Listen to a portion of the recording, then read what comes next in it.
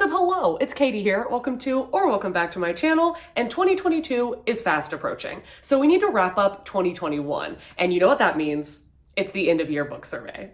So the end of year survey is a list of 24 questions to kind of wrap up your year of reading and to almost give superlatives to the books that you read. So I have my handy dandy journal right here because I love to write things down physically and I cannot write it down on my phone and read it off my phone. Like I can't do it.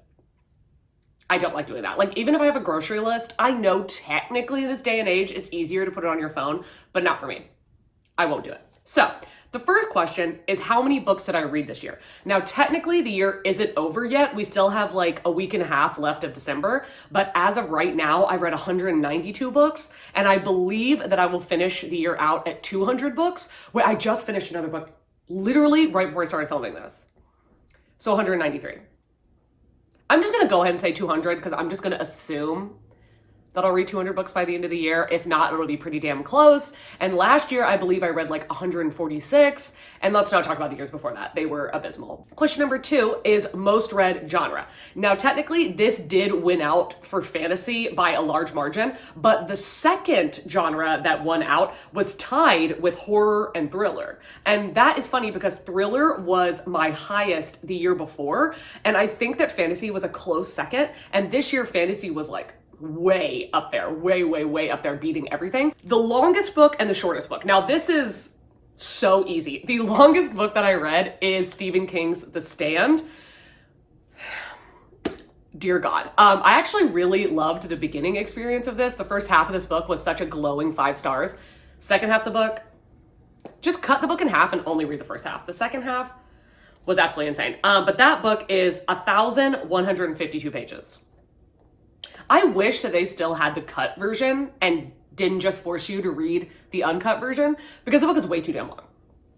It's way too damn long. But I have this one sitting right here because I know for a fact it's my shortest book that I've read, and it's And Every Morning the Way Home Gets Longer and Longer by Frederick Bachman. And this is 76 pages, but it isn't even a real 76 pages. Like, do you see how tiny the font is? It's absolutely absurd. And then there's a bunch of pages where like, there's just a balloon on one of the pages. 5 out of 5 stars, absolutely freaking obsessed with this book. Number 4 is a favorite book published in 2021, and I already know where it is. Wait, why is it? Oh my God, it's because I read it again. I was like, why is it not in the horror? We were talking about it a second ago. A Dowry of Blood by S.T. Gibson. I'm obsessed.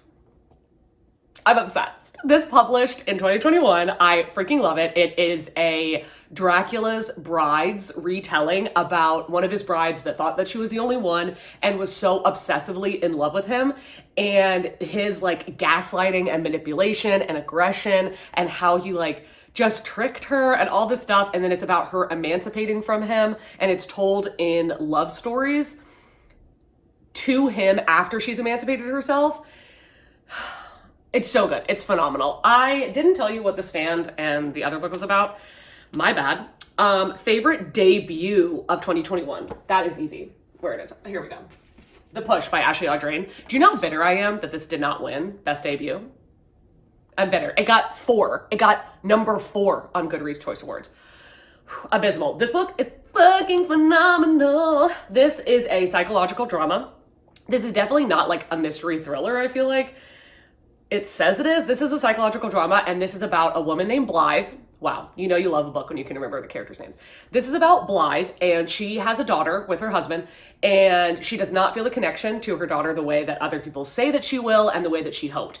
And she had a very, very difficult relationship with her mother, and then she doesn't want that to happen to her daughter, but then it ends up, you know, self-fulfilling prophecy. So she thinks that her daughter is strange. She doesn't act the way that other kids do. And her husband is like, you're crazy. What are you talking about? And the more that he's saying that she's crazy, the more she's starting to believe it. And the more she's starting to believe it, the more the reader is starting to believe it. But then she has a son with her husband, and the son is like perfect. I think his name's Sam. I don't even remember. What is the kid's name? Sam. Wow. I think the daughter's name's Violet. Is it Violet? I'm gonna freak out. It doesn't say. Pretty sure it's Violet. I'm impressing myself right now. So she has Sam, and they have this amazing connection, and it's what everybody said it would be, what she always thought, and she absolutely loves him. And she thinks everything is great, but it's not. It's not. It goes horribly wrong. And oh my God, Ashley Audrain, she writes like Gillian Flynn. Like this has such Sharp Objects vibes. It's so good. And the last line of this book made me throw the book on the ground. That's how amazing it was. So yeah, highly recommend. Question number 6 is favorite book not published in 2021. That one I was about to reread. Okay. So it would be Kristen Hanna's The Nightingale. I don't know when this was published, but it was definitely years and years ago. So this book was such an easy 5 out of 5 stars. I put my headphones in and listened to it, closed my eyes, and just pictured it like a movie, which is not something that I do a lot. I don't usually like see things in my head when I'm reading, and this book really did it for me. This is a World War II historical fiction, and this is about 2 sisters, Isabel and Vianne. Wow, I want to give myself so many high fives during this video for remembering everyone's names. This is about Isabel and Vianne, and they deal with resisting during the Holocaust in very different ways. Isabel is the younger sister. She's newly turned 18, and she joins the resistance and becomes a spy called the Nightingale. But then Vianne, her older sister, is very steadfast in avoidance, and she doesn't want anybody to talk to her or see her or her to stand up for anything. But then a German captain requisitions her home, and she's like, oh my God. And then she has to live with her daughter and the enemy. And then she has to she becomes a very unwilling and unlikely hero. And this book is absolutely fantastic. I read this at the very, very first week of January 2021. So it's been so long since I read it, but I remember everything. And I actually am hoping to reread this in the last week of December of 2021. So hopefully that will happen. And then question number 7 is a book that lived up to the hype. Okay, well then that one's easy. I would say The Nightingale. I would also say A Dowry of Blood. If I couldn't give those answers, Ace of Spades definitely lived up to the hype. They Never Learn lived up to the hype. Finley Donovan lived up to the hype. So I would say those. And then a book that didn't live up to the hype, did I already get rid of them? I think I've already gotten rid of them. Okay, but 2 books that did not live up to the hype at all are In My Dreams, I Hold a Knife by Ashley Winstead and Rock, Paper, Scissors by Alice Phoebe. What are y'all talking about? Literally everybody was like, oh my God, these books are 5 out of 5 stars. It's my favorite thrillers of the year. No. Good for you if you love them. Good for you, sis. I did not like it. I felt like the twists were absolutely unbelievable. The characters were so unlikable, but not in a fun way in both books. It was just astronomically unbelievable, the things that were happening. And especially in My Dreams, I Hold a Knife, I swear to God, when one of the characters is and that's why you murdered her. And they're like, what? And then he turns to somebody else and he's like, no, that's why you murdered her. It's okay. Anyway. A book that felt like an accomplishment to read. Oh my God. Hands down, The Stand. Did I mention that it's 1,152 pages? I literally was I have to do this just to say I've done it. I've read The Stand and I've read it. I think I gave them both the same rating. Anyway, favorite character. Oh my gosh. Where's my beauty? Here we go. My favorite character is definitely Magdalena from A Dowry of Blood. She is described as a modern Machiavelli. She is so cunning. She's an aristocrat. She is basically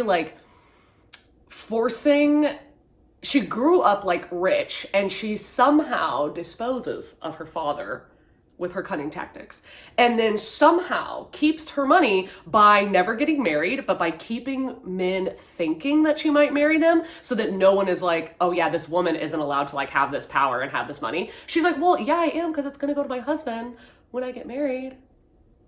Love her. She's freaking phenomenal, absolutely obsessed, and she's so hot. Good God. Least favorite character, T.C. Moore from Kill Creek. T.C. Moore is the biggest bitch. She's horrible. Okay, I've ranted about this book so many times, but it needs to be said again, okay? In Kill Creek, which was something else that did not live up to the hype and was terrible, 1 star. Are you kidding me? Why are people shouting this book to the rooftops? It has such blatant fat phobia. T.C. Moore in this book is an author, and this is a horror thriller or whatever about authors who go to this haunted house. Cool concept. T.C. Moore is so horrifically disgusting that this whole entire book got a 1 star. So there's another character named Daniel who is overweight, And she does nothing but make fun of him for being fat. And anytime he's eating anything, even if she's also eating, she's just like, all I can see is you shoveling food into your mouth. Or they get into an elevator and it creaks because nobody's lived in this house for like 50 years or something. And he's like, oh my God, did you get the elevator serviced? And she's like, it's because of you. What? And no one ever looks at her in any reprimanding way. No one is ever looking at her negatively. We're supposed to think she's cool. Horrifying. I'm seriously, sort of God, I will never stop talking about this book. It's like, why are y'all not seeing what I'm seeing? It's horrifying. Anyway, most shocking book / moment. Oh my gosh. Where is the beauty? We all need to talk about it. Listen, is it a literary masterpiece? No. Is it the most fun I've ever had reading a book? 1,000%. No Exit by Taylor Adams. This book is like if a Clint Eastwood movie was, you just subbed out Clint Eastwood for a college-age girl. Amazing. Darby Thorne. Yes, I know her name. She's like, actually, this is also one of my favorite characters. Darby Thorne is going to see her family. She's going from college to see her family, I think during Thanksgiving or something, or maybe it's Christmas. I don't know. But she gets stuck in a snow blizzard at this rest stop with 4 strangers. She goes out to find cell reception. She walks past a van and thinks that she sees a child's hand on the window. And when she goes up, she sees a cage in the back of the van. And she's like, the fuck? So she's trying to figure out, like, is this child kidnapping? Is there like a kidnapper amongst us? Like, what's going on? And then it all just falls out of control. Like, this is the biggest page turner I've ever seen. And this is a book that I will, for the rest of my life, recommend to get you out of a reading slump. It's absolutely amazing. But I also want to mention the book that I had said earlier that I just finished before starting this video. And that's The First Day of Spring by Nancy Tucker. I am blown away. I'd read a couple books recently that were like rereads for this year. And I was like, you know what, let's just do something like fun. And then this isn't something that's gonna be a favorite. So if I read it in the last week or the last 2 weeks of December and I can't put it in my best books, it's totally fine because it'll never be one of my best books. When I tell you I was shocked, 5 out of 5 stars. This book, why are we not talking about this? We're sleeping on this book. We are sleeping on this book. Get a full picture. Hello? The First Day of Spring. The First Day of Spring. Read it. Holy shit. The first page of the book is the most, like, gripping thing I've ever heard. It says, I killed a little boy today, held my hands around his throat, felt his blood pump hard against my thumbs. He wiggled and kicked, and one of his knees caught me in the belly, a sharp lasso of pain. I roared. I squeezed. Literally, the first page of the book is talking about how the main character killed a little boy when she was a little girl. What? There's no mystery. You know exactly what happened, but it's like going through her horrible relationship with her mom and like how it turned out that she killed this little boy.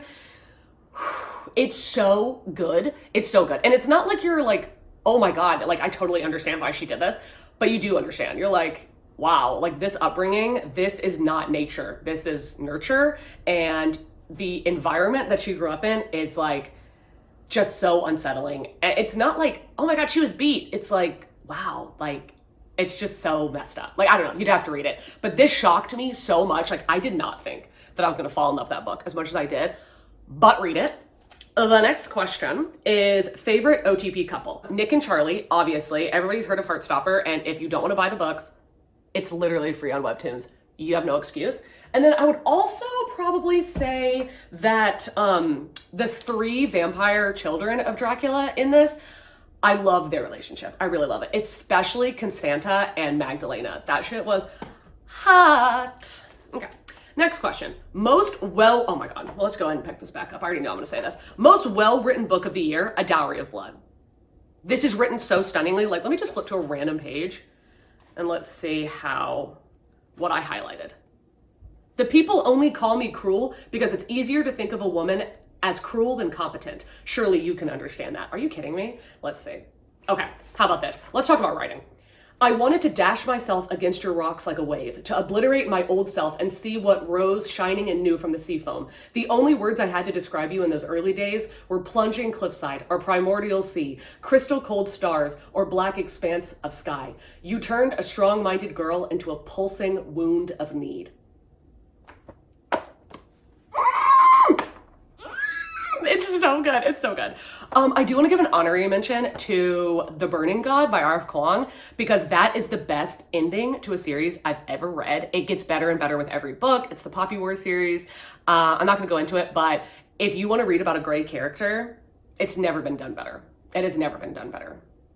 Fang Renin, I don't like support her, but I love her. You know what I'm saying? She's fantastic. And I can't believe that was a debut book by Arf Kwong, because she really did that. Okay, the book I've pushed the most people to read. So this is funny because I asked on Goodreads, I asked on Instagram what was the book I pushed the most people to read, and I had so many people responding, and everybody was saying the exact same thing, and they were all like, are you kidding me, Katie? Duh. Bunny by Mona Wad. I have read this twice, and it feels like more than that because I read it physically and I slowly read it. I own 3 copies of this book. I own the paperback, the hardback, and the ARC, and I'm literally obsessed. I pushed this down everybody's throat. I'm not even going to go into what it's about because I've been talking your ear off about it for like a bajillion years, but it is phenomenal. Favorite book cover of 2021. Okay, where are you? This, I have 2 options, or 2 answers. Plain Bad Heroines by Emily M. Danforth. This is a horror and it's fantastic. Also, it has polyamory and bisexuality and lesbian goodness. It's so good. Where's the other one? Oh my God, of course it's like way back here on my shelves. My other favorite cover is Yolk by Mary H.K. Choi. And one, I'm obsessed with it for a couple different reasons. It has the sisters on the front and back, and it has their hands meeting on the spine, which I'm literally obsessed with. But even more than that, it's the opposite on the inside where it's black, and then you might not be able to see, but it has the silhouette of the girls and then the yellow for Yolk. So it's just as beautiful under the dust jacket as it is over the dust jacket or with the dust jacket. So that's phenomenal. Also 5 out of 5 stars. Really highly recommend that book. Question 17 is favorite book to movie adaptation. I haven't watched any that I've liked, so not gonna answer that one. Book that made me cry the most. When I tell you I was snotting, when I tell you I could not breathe reading this book. And I know that I was in like an emotional space because my parents had just left that morning to go back to Florida, and I was like spending my first night alone in my new apartment. But oh my God, it's so short. Please pick up this book. It will break you. It will break you. This is about a grandfather talking to his grandson, and the grandfather is going through dementia, and he's trying to explain to his grandson what's happening to him, what it feels like, and trying to kind of help and ease his family into saying goodbye to him. There is someone beeping up a storm out there. Okay. Book that made me laugh the most. Oh yeah, that one's easy too. Every Heart a Doorway by Shauna McGuire. This book is so funny. If you've read this, Sumi is one of my favorite characters. Like, one of my favorite characters. I should have listed her earlier. Like, go back and redact that and add Sumi to the list. She is so funny, and this book has everything. It isn't just funny. Like, it's heartwarming. There's so much representation. It's fantastical. There's also a murder mystery happening in this book. It's so good. I know a bunch of people talk about it, but it's for a good reason. This book is 5 out of 5 stars. One of my favorites of all time. And then we have a new favorite author discovered in 2021. I would say Shauna McGuire, but I've only read this series from her. So I read Into the Drowning Deep and I gave that 4 stars. So this, but then I would also say Frederick Bachman, because I also gave Anxious People by him 5 out of 5 stars this year. And I'm planning on picking up Beartown and A Man Called Ove, and my grandma asked me to give you this letter. I don't know. Planning on reading their backlist. Guilty pleasure I read this year. I feel like I'm going to reread this every year because it truly is my guilty pleasure, but it's Carry On by Rainbow Rowell. This audiobook means everything to me. I've listened to it 3 times. I'm going to listen to it again. I love it. I love it. Listen, it's the fan fiction that's in Fangirl. The one that Kath is writing in Fangirl is this book. It is a Harry Potter fan fiction, and it's about Draco and Harry and them getting together. But if Draco was a vampire and Harry a wizard, it's good time. Fave book I reread this year. That's going to be a tie between Bunny, which I reread this year, and I absolutely loved it in like a literary genius kind of way, but it's just a fantastic time. 6 of Crows. I reread this. I had such a good time reading it. I was just smiling ear to ear. I was laughing. It's such a good time. A book that I don't own, shockingly for this. Best nonfiction that I read in 2021. I only read 2. So or maybe one. I think I read two. But it's Know My Name by Chanel Miller. This book is absolutely phenomenal. I don't hear that many people talk about it, but when I do hear people talk about it, it's always a glowing 5 out of 5 star review. This is about the young woman who, when she was 22, she was brutally raped by Brock Turner. And you're probably familiar with the case. And the statement that she wrote to say to him after the trial was over was 12 pages long, and all 12 pages of it was posted on BuzzFeed because it was that phenomenal. Like, it was that well written, it was that good, and it went viral. But she was being called Emily Doe because during the trial, like, she didn't want people to know her name. But when she became viral for that, she was like, that's me, like, I did that. What? And then she ended up writing a book about her experience, and the book is it's brutal, but it's also done so deftly. Like, the writing is just phenomenal. So good. Oh, we're at the last question. Oh my God. 24 is, am I happy with my reading year? Yes, I am. I think that I've read a lot of books. I've read a lot of really amazing books. I have posted a lot on YouTube, which was really great. I have kind of like tried to get more comfortable with like putting myself out there on YouTube. It's a slow process for me, but I'm trying to like meet more people and trying to like engage in more content. You can't tell, but I'm trying. I'm trying to respond to emails. It's hard. But yeah, I definitely think that one thing that I want to be mindful of in 2022 is that I'm reading too much and too quickly. Like, I am finishing books too fast and moving on to other books too fast instead of talking about them with you guys. And I know that I don't have to, but I should. It's like I'm like paying for the book, or I'm reading this entire book and then I'm just moving on to the next book like that book didn't even happen. Some of the times, you know what I'm saying? So I am happy with my reading year, but it could have gone better. So that is what I'm hoping to take into 2022. If you want to participate in this book survey, I am either gonna have all of the questions listed down below, or I will have a link to the original tag down below so that you can participate in this as well. If you do end up participating in this, please send it to me. My Instagram is linked down below if you wanna follow me, as well as my Goodreads is linked down below as well, because on Goodreads, I am posting constantly what I'm reading in the moment. So you're gonna know way before YouTube knows. You know what I'm saying? You could subscribe to this channel if you wanted to as well, as a end of year present or a Christmas present, even if you will. So that would be amazing. And I hope you're having an amazing day, evening, night, dusk, dawn, whatever it is you're having in this time of the world, this time, in wherever you are in the world. And I will see you in a video coming very soon. Bye.